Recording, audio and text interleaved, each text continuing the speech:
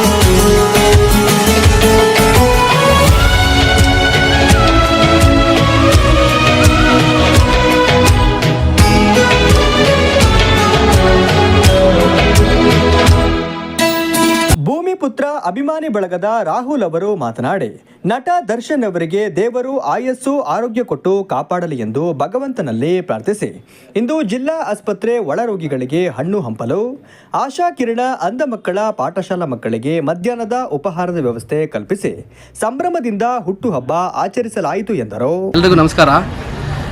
ಇವತ್ತು ನಮ್ಮ ಚಲನಚಿತ್ರ ದರ್ಶನ್ ಬಾಸ್ ಅವರ ಬರ್ತಡೇ.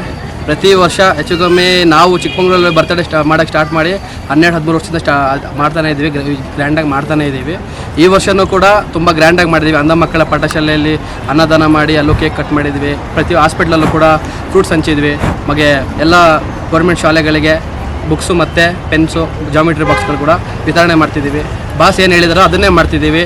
ಬೇರೆ ಥರ ಯಾವುದೇ ರೀತಿ ಕೆಟ್ಟ ಕೆಲಸಗಳು ತಲೆ ಹಿಡಿತಿಲ್ಲ, ತಲೆ ಹೊಡಿತಿಲ್ಲ. ಹಾಗಾಗಿ ಮತ್ತು ಇನ್ನೊಂದು ಮಾತೇನು ಹೇಳ್ತೀನಿ, ಆದಷ್ಟು ಬೇಗ ಬಿಡುಗಡೆಯಾಗಿ ಬಾಸ್. ನಿಮಗೋಸ್ಕರ ನಾವು ಫ್ಯಾನ್ಸ್ ಕಾಯ್ತಾ ಇದ್ದೀವಿ. Wish you many more happy returns of the day boss. Wish you many. ಎಲ್ಲರೂ ಚೆನ್ನಾಗಿರಲಿ, ಅವರು ಚೆನ್ನಾಗಿರಲಿ, ಎಲ್ಲರೂ ಚೆನ್ನಾಗಿರಬೇಕು, ಅವರು ಚೆನ್ನಾಗಿರಲಿ. ಅವ್ರು ದೇವರು ಆಯುಷ್ಯ ಆರೋಗ್ಯ ಕೊಟ್ಬಿಟ್ಟು ಆ ದೇವ್ರು ಕಾಪಾಡ್ತಾರೆ ಅಂತ, ಆ ಚಾಮುಂಡೇಶ್ವರಿ ಕಾಪಾಡ್ತಾರೆ ಅಂತ ನಾವು ಎಲ್ಲರೂ ಆಶಿಸ್ತೀವಿ.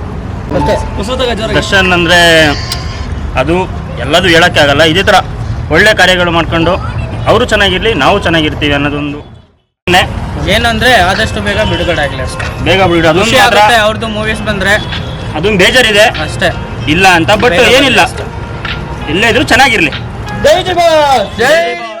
ಈ ಸಂದರ್ಭದಲ್ಲಿ ಬಾಡಿ ಬಿಲ್ಡರ್ ಮಣಿಕಂಠ, ಚೇತನ್, ಚಿನ್ನಬಾಂಡ್, ಮುರುಳಿ, ಪೃಥ್ವಿ, ಸುಮಂತ್, ಸುದೀಪ್ ಮುಂತಾದವರು ಉಪಸ್ಥಿತರಿದ್ದರು.